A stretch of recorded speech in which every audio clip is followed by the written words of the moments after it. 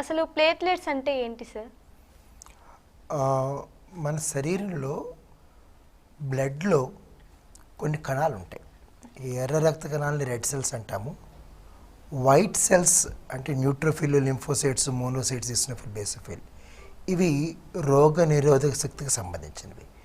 ఇవి రెండు కాకుండా సూక్ష్మాతి సూక్ష్మమైన కణాలు ఉంటాయి, వాటిని ప్లేట్లెట్స్ అంటాం. వీటి పని ఏంటంటే ఎక్కడైతే డ్యామేజ్ జరుగుతుందో అక్కడ ఒక బ్లడ్ క్లాట్ని ఫామ్ చేయాలి.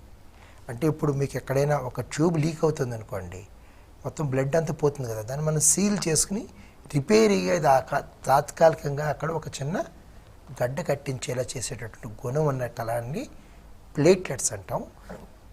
ఇది యాక్చువల్గా ఒక కణం కాదు జనాలు అనుకున్నట్టుగా, ఇది ఒక ప్యాకెట్ ఆఫ్ కెమికల్స్ మాట.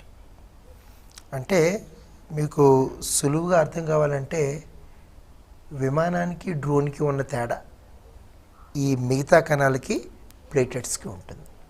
ఈ ప్లేట్లెట్స్ అన్నవి మెగా క్యారియోసైట్ అంటాం. అక్కడి నుంచి ఒక చిన్న కెమికల్ ప్యాకెట్ తయారవుతుంది. కానీ ఆ ప్యాకెట్లో కూడా కొంత బ్యూటీ ఉంటుంది. ఏంటంటే దానంతట అది ఎక్కడైతే క్లాట్ కావాలో తెలుసుకోగలదు, అక్కడికి వెళ్ళగలదు, వెళ్ళి ఆ కెమికల్స్ని రిలీజ్ చేసి అక్కడ ఒక బ్లడ్ క్లాట్ అయ్యేలా చేయగలదు. అది దానికి ఉన్నటువంటి ప్రత్యేకమైన గుణం అన్నమాట. సో ఈ ప్లేట్లెట్ సింపుల్గా సులభతరంగా అర్థం చేసుకోవాలంటే ఒక packet of chemicals having capability to clot the blood, అదండి.